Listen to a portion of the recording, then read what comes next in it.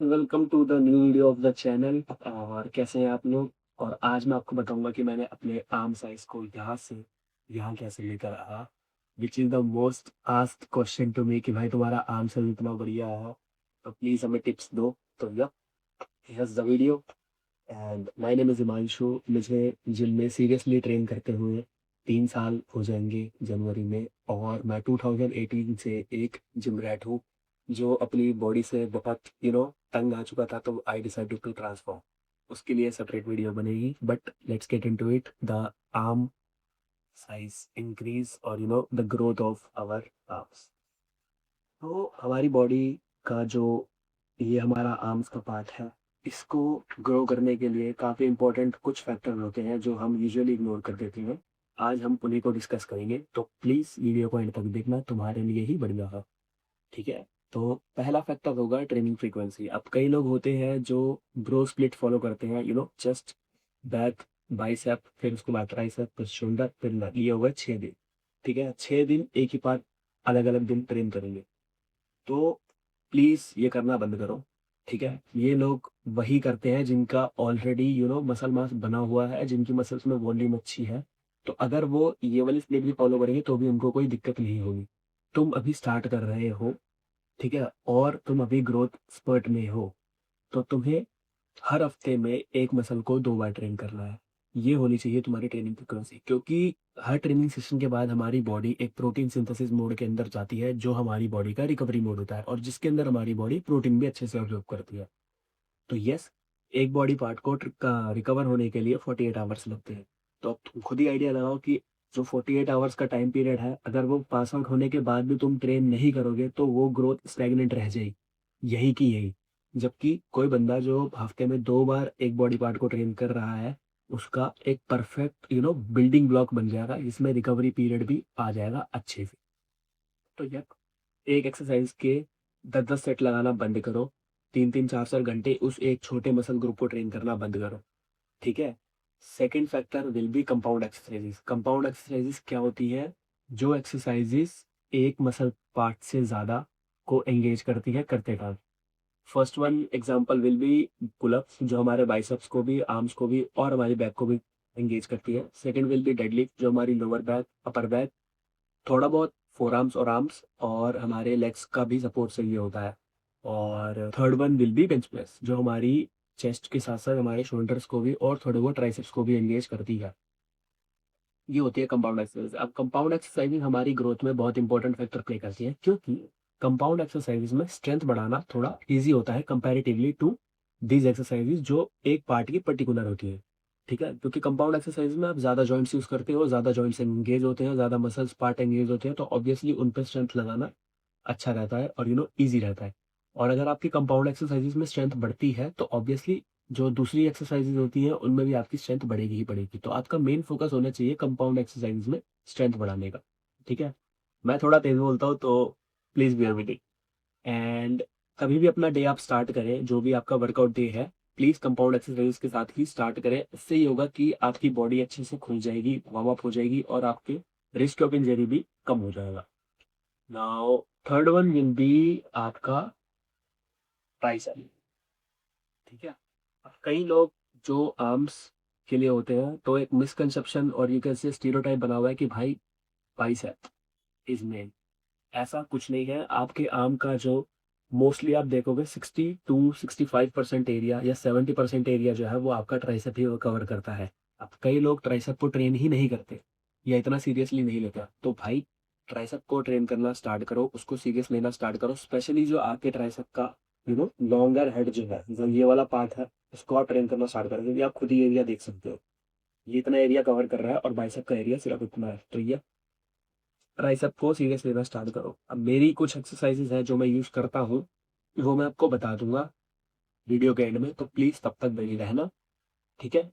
And ये था third. Fourth factor will B आपकी डाइट। डाइट को सीरियस लेना स्टार्ट करो।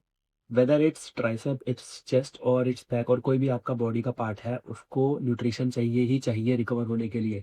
अगर आप गाड़ी को चलाते रहोगे उसमें पेट्रोल नहीं डालोगे तो वो बंद ही हो जाएगी, एक ही जगह अटक जाएगी। Like the training frequency part, वो स्टैगनेंट रह जाएगी।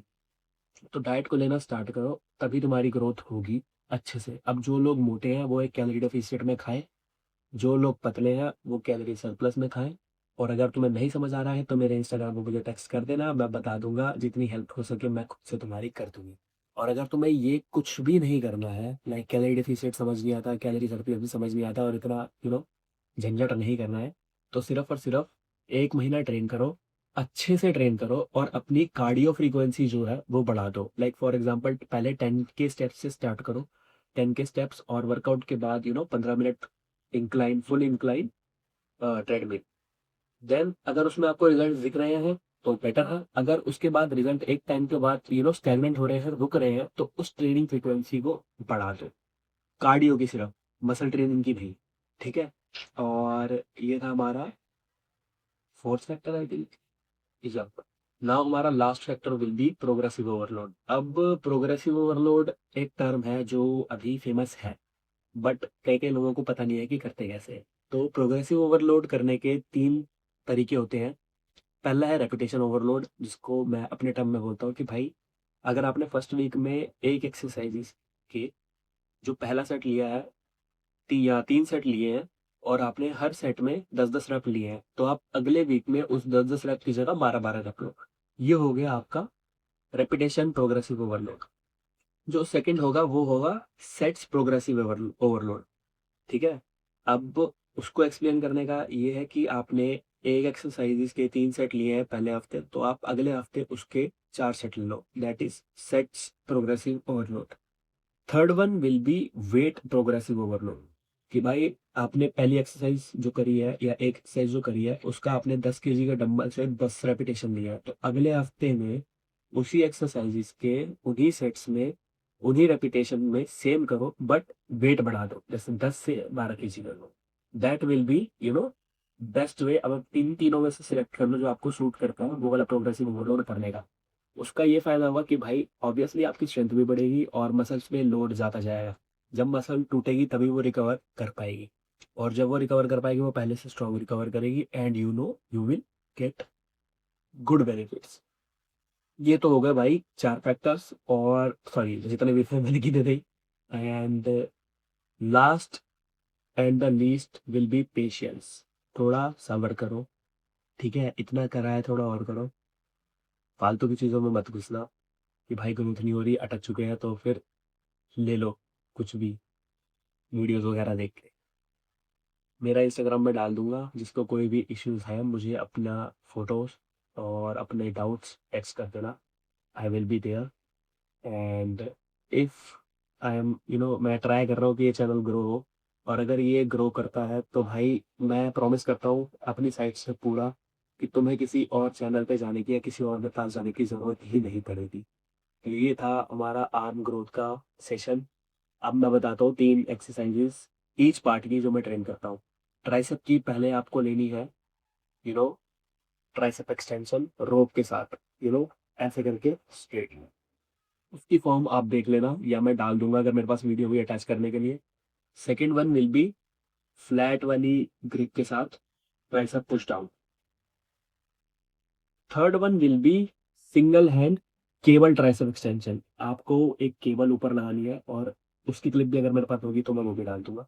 बाइसेप की आपको लेनी है, इन तीनों में से कोई भी 2 कर लेना, या 3 ही कर लेना, मर्जी है। Seated dumbbell curls incline bench पे, स्टैंडिंग हैमर कर्ल्स और प्रीचर कर्ल्स, तीनों में से कोई भी 2 ले लेना। और सबसे मेन बात, अगर आपको एक्सटेंसिव ग्रोथ चाहिए तो प्लीज़ एक डेडिकेटेड आर्म डे वीक में रखो ही रखो। अब जो मेरी स्प्लिट है वो है चेस्ट और ट्राइसेप, बैक और बाइसेप, शोल्डर एंड लेग्स। ठीक है। उसके बाद चेस्ट और बैक एक पूरा आर्म डे, देन शोल्डर और leg. This is the split which I follow. ठीक है। अब ऐसा नहीं है कि मैं इसी को ट्रेन करता हूँ या इसी स्प्लिट को ही फॉलो करता हूँ, मैं इसमें थोड़ी मॉडिफिकेशन कर देता हूँ जिससे मेरी बॉडी को हैबिट ना पड़े। आपको ऐसा एक प्लान बनाना है जो आपकी बॉडी पे पहले सूट करे, फिर उसको मंथ आफ्टर मंथ चेंज करना, ताकि वट कोई, I don't remember the name, किसी बॉडी बिल्डर ने बोला था कि भाई अपनी बॉडी को सरप्राइज करोगे तभी तुम्हें अच्छे रिजल्ट मिलेंगे। ठीक है। आपकी जो ये बॉडी है ये आपका एक एक्सपेरिमेंट है, ठीक है? और ये आपका ही वो है, क्या कह सकते हैं हम उसको, मॉडल है। तो आप इसको कितने तरीके से कैसे एक्सपेरिमेंट करोगे ये आपके ऊपर ही डिपेंड करता है, और रिजल्ट्स भी आपको ही पता लगेंगे। तो ये हमने 10.5 मिनट में ये पूरा निपटा दिया है। तो yes, thanks for watching the video, और अगर आप एंड तक आए हैं तो thank you so much. Please subscribe करें और अपने दोस्तों के साथ शेयर करें जिनका आर्म साइज नहीं बढ़ रहा है, और इन फैक्टर्स का ध्यान रखें। बाकी कोई भी डाउट होगा तो प्लीज़ टेक्स्ट करें। Till then, thank you and have a nice day.